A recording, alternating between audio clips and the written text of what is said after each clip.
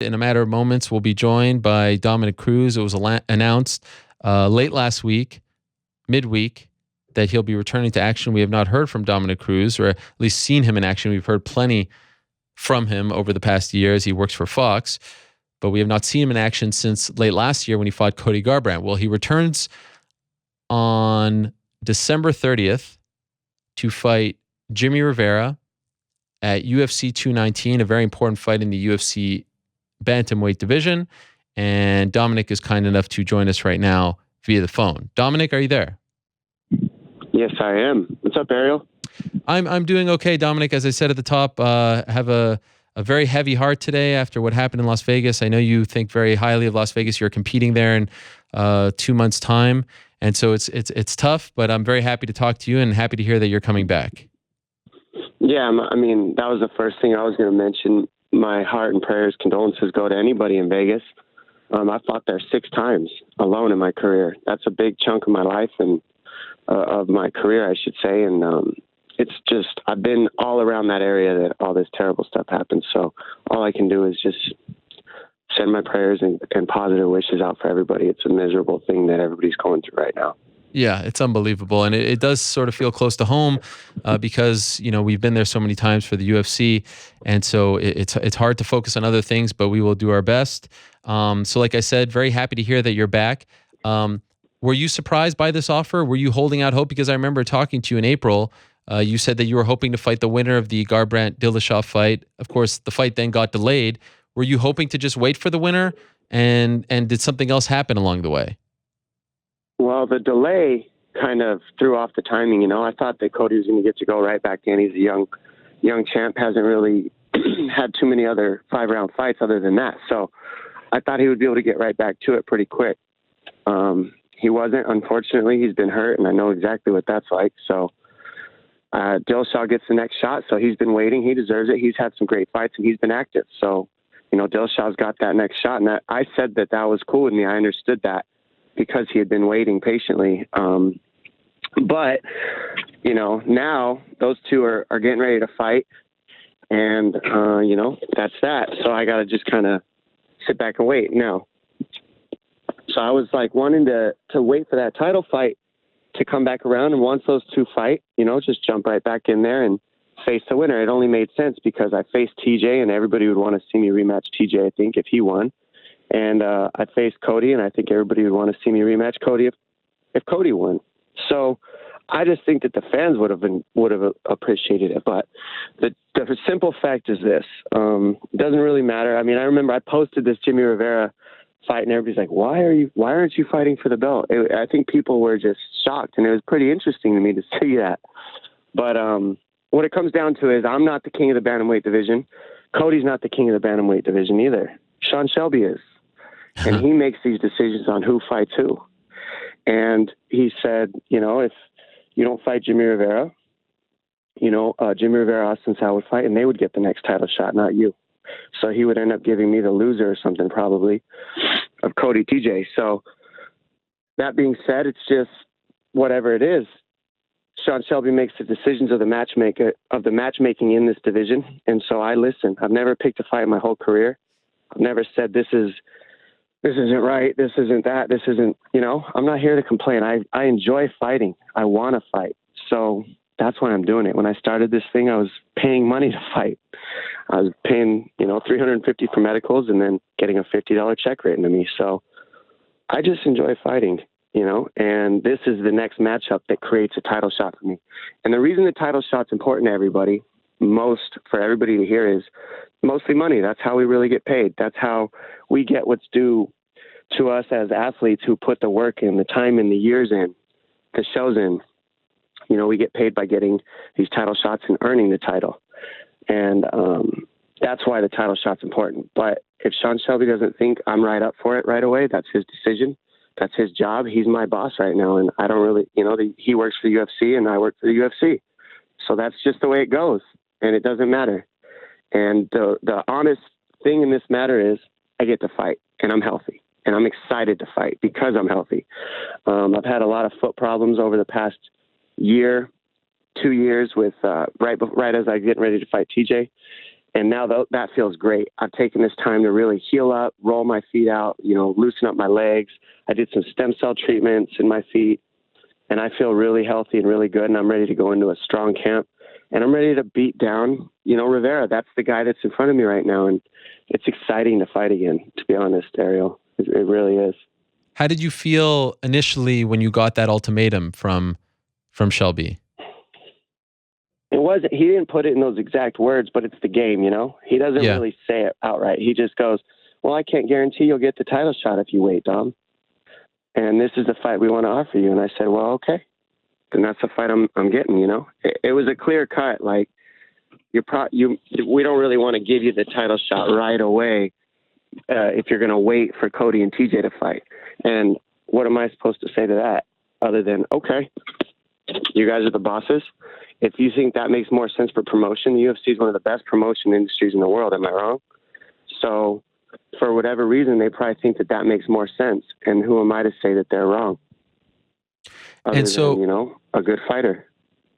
If you did have to come back, which you are, do you agree with the choice? Do you agree that Rivera is the guy that makes the most sense for you? Because Rivera actually said after the fight was out that he was shocked that you accepted the fight. Yeah, he's shocked I accepted the fight just because I should be getting a title shot next. I think that everybody in the world believes that. So the fact that Shelby's putting me in that scenario, it is what it is. I don't mind fighting Rivera because, like I said, he is good. He is a champion-level fighter. He's the top 3 in the division for a reason. You can go on to him versus Almeida, and I was very square, very honest on what I thought of his performance. And I've read everything about his style, so there's nothing I don't know about the guy. I'm very well prepared for it. Come fight time, I've fought a ton of people in his stature with his similar style. And, this is a job that I enjoy doing, Ariel. I'm here to fight. It's not all about the money for this thing. It's just, it might not be the greatest business decision in the sense of Dominick Cruz, but it's the best business decision in the sense of the UFC. And that's what matters for them right now. And it's because the only reason that's why Rivera is saying he's surprised I took it, just because I'm giving him a shot. We all want the bigger name. Am I right, Ariel, as fighters? Yeah. You've interviewed a million of us. We all want that fighter that's a little bit either on our level or got a name bigger than us, so that we're telling ourselves building the division, promoting fights, and making them on division. Jimmie Rivera got that. That's why he's shocked, because he's got a fight that's a little bit higher on the ladder than him, and that's what we all want. That's why I wanted Cody. That's why I wanted, the rematch of the champion, because I want the guy higher on the ladder than me. I'm ranked number 1 in the division as the next guy to get the title shot. So that's what I wanted. Naturally, that makes sense. And that's why Rivera's shocked, because it makes sense for me to get a title shot next, and I'm fighting down the ladder. It is what it is. That's just the way that this promotion thing works. You were cage side when he last fought on Long Island, and you had that little exchange, and it didn't seem at the time like you were super keen on fighting him next. Have you been at least impressed with the streak? I mean, this is a pretty long streak. He's beaten some name guys like, Uriah, of course, not that long ago. Have you been impressed with him overall? I mean, the guy can fight, Ariel. I've never said he couldn't fight. It's never a question to that. It's a question of who knows Jimmie Rivera, and who knows me, and who knows Cody, and who knows TJ. I mean, I put the work in building these fights with Cody and TJ to get, people watching, and then nobody knows Jimmie Rivera. So that's not being me being mean. He's had great fights, but that's why everybody's shocked. It's like they figured I'd get one of the names that I've been promoted with as a rematch. So it's not about what I'm impressed with his fighting. All these guys in the top 5 are extremely good. Jimmie Rivera is extremely good. He's a high-level athlete. It's just the promotion that's different with each of these guys. That's the only thing that you can really relate to make a difference in the matchup. He hasn't, not a lot of people have heard of him or know of him, and that's because he hasn't fought a lot of big-name fighters other than Uriah.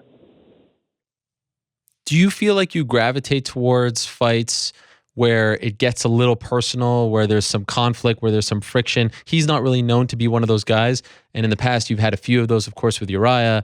You had it with Cody, of course, to a degree with TJ too. I mean, that got personal at times. Do you feel like you sort of thrive and get up for those kinds of fights? And are you worried that this sort of fight won't present that opportunity for you? I'm like, what everybody's got to remember about me is, yes, I'm a champion, and all that stuff, but I came up in the ranks fighting everybody just like Rivera's doing. So it's not that I'm not hyped up for this fight. I'm hyped to fight. The business decision to not fight for the title, it hurts my money. That's all it hurts. It doesn't hurt my want or need to compete. They're two different things. There's a business aspect, and then there's just the fighter. And the fighter in me will fight any of these guys. That's not the situation. I'm fighting Jimmie Rivera for 3 rounds, and nobody's heard of him. That's the only thing that confuses people. It's not, is Jimmie Rivera a good fighter? Yes, he's a good fighter. Can Jimmie Rivera, does he deserve this? Why not? Why doesn't he deserve it? He's in the top 3, top 4, top 5 of the division. Any of us can get mixed up together. I get all that. That's not my job. My job is to show up and fight, and that's what I do. And if you're really, if somebody's really concerned that they're not going to be able to get hyped up for a fight, then I need to get out of this thing now. I don't fight just because I get a bunch of money. I fight because I enjoy fighting, and I get up for this fight because, that's what it is. It's competing. I'm here to compete. This will be just your second non-title fight since 2009, based on my research. And you've obviously been out for a portion of that, but you fought a lot.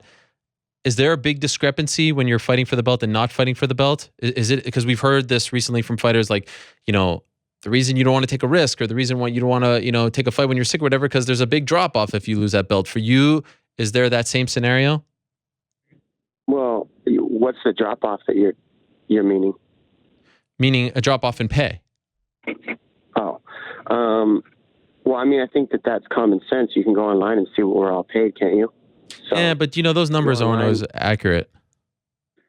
Okay, well, if you go online and see what I'm paid, you could see just inaccurate or accurate. You could see how big the drop off is from my last fight when you see this fight, no matter what. So of course there's a pay hit, and that's what I mean by the business side of things for Dominick Cruz. That's the only thing that doesn't make sense. Right. It makes sense for the UFC, but that makes sense to me, right? Like, why would they be building my business? They're building their business. And we have to understand that all as athletes, that without their business, we also don't have a business. So the UFC is doing what they need to do to keep their business the strongest that they believe it can be the strongest. And if that's Jimmie Rivera matchup, that's Jimmie Rivera matchup. And that's not my job to decide what's wrong and what's right. It's my job to show up and beat the crap out of these guys on fight night. And Rivera is the guy that's getting beat up next. He's 5'4". He boxes, kickboxes, and wrestles. It's nothing that I haven't seen before. And he's an athletic guy that's very hungry. And so am I. So it'll be a fun fight to watch nonetheless. It's just you're asking me to pay and all that, and it's common sense, Ariel. Of course we get a pay hit if we don't fight for the title. You know that. Everybody on earth knows that. That's why we all want a title fight. And it also builds up our promotion. If you win that title, promotion for you as well also goes up, which means your business gets grown on your own. So the only way your business for Dominick Cruz or Cody Garbrandt or TJ Dillashaw or Jimmie Rivera gets built is if you have that belt in your hands, because the UFC has to build your business to build their business at the same time. And that's what fighters got to understand too when it comes down to promotion, is you got to promote yourself. You got to do all this stuff. That way, when you get up there, UFC, isn't the only one doing promotion. You're also doing it with them. And I think that that's something that, Faber did really well, that he understood really well when we were fighting back in the days, was the promotion aspect of things. He might not have won every single fight, but he got like 6 or 7 back-to-back title shots because his promotion was through the roof. Yeah. The guy promoted and kissed butt all the way over and over and over, and he also earned it. I mean, he fought well, no question about that. I never took that away from Faber. But that is a part of the reason for 6 consecutive title shots is that, the way that you promote, the way that you talk. And that's what something that all of us in these divisions can learn from Faber is promotion is key for these title shots. And by the way, did they explicitly say, okay, you beat Jimmie, you will get the next title shot? I mean, it seems like it's a no-brainer, but was that actually said to you? Of course not. That'd be too... No, that was not said to me. Of course not. I mean, it seems like a no-brainer, but... it does, but it seems like a no-brainer that I would be fighting the rematch anyways, doesn't it? Yeah. So I don't know what to say is a no-brainer anymore when it comes down to the boss of the division. In May, when we had you on the show, you predicted that Cody would beat Dillashaw in July. The fight, of course, has been moved. Is it safe to say that you still think that Cody beats Dillashaw? Or have you changed your pick? I do think that Cody beats Dillashaw. And the reason is, I don't know if you remember why I said that. It's because I think that he's kind of in the head of TJ with the whole team. Yeah. You're not just fighting Cody. If you were just fighting Cody, it wouldn't be near as he's got a good support system. It wouldn't be as difficult for TJ, but he's fighting that whole team who knows everything there is about him. So they know how to get under his skin. They know what to say to him when he's in there to piss him off and get him off track. They know what to say before the fight to piss him off. They know his weaknesses. They know his strengths, and TJ knows all that stuff. So I think that's what makes it so tough for TJ are those facts, not necessarily his skill set. If you look at the skill set, TJ absolutely has everything he needs to go in there and beat Cody. He kicks, he's fluent, he's got good movement, all these things. He doesn't seem to be rushing as much. He calmed down a lot since the fight with me. He kind of sits back, waits, uses space well. That will help him. His patience will help him in that fight against Cody. Things like that will help him, and he has the matchup. I honestly think just the mindset is just going to get to him a little bit when it comes down to his former teammates, his former, as they put it, literally brothers, you know?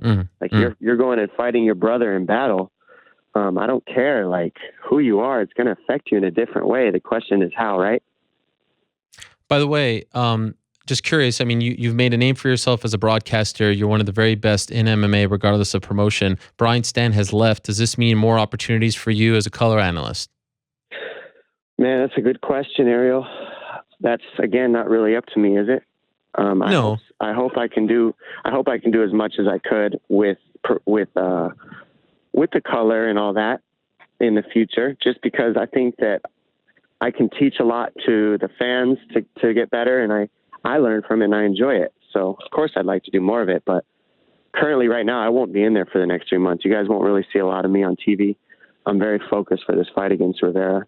He's not somebody you take lightly. And so I'm all my eggs are in one basket, just like every other time I got a fight coming up. I'm here to win and fight and put on a sick show. And like you said, I haven't gotten to fight 3 rounds in, since, what is that? Forever, 8 years. That being said, it's like last time I fought 3 rounds, it was one of the best performances I've ever had in my career, because when you take 10 minutes off of a fight, the work rate can change. And that's what's going to be exciting for me is I don't get a lot of 3-round fights. And that's literally like taking a 60-hour work week and dropping it down to a 40-hour work week and saying, all right, enjoy. And literally it's somewhat of a gift for a guy like me to have 3 rounds, because I've fought 5 rounds so long. The camps are so difficult that's the hard part. It's not the fight. It's the work you put in to prepare for the 5 rounds of a title fight. This is 3 rounds. So my work rate is now going to shoot through the roof come that fight time. I'm going to be like, that's like taking weights off of me and letting me run sprints after I've been running sprints with, 30 pounds of extra weight on me. I'm just looking forward to it. I'm looking forward to the matchup. I'm looking forward to a 3-round matchup. I'm looking forward to fighting Rivera, who's hungry and ready to put on a show. I know he is. So it's going to be good.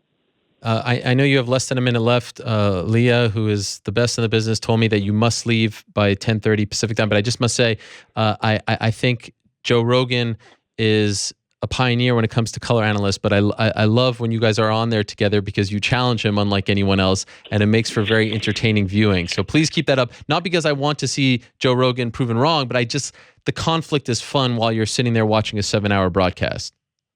Yeah, good. And I think the best part about that is that me and Joe aren't scared to contest one another. Yeah, both of you, both me. ways. Yeah. I can contest him, and it makes it fun for me too, because now I'm learning. I'm not just sitting there talking to people. I'm also taking things from him. So we have a good connection, good understanding of one another. And more than anything, the ego kind of gets set to the side when it comes to me and Joe. If I could have that with more people, I think I'd have a lot better work relationships with everybody.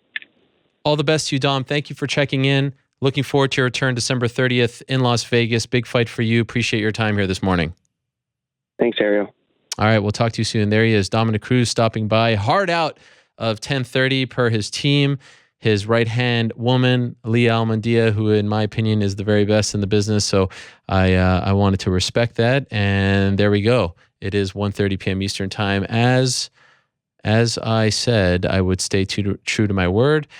There goes Dominick Cruz, who returns to action. Always has an interesting take on the business side of things and his take on the matchmaking and, the next fight and all that.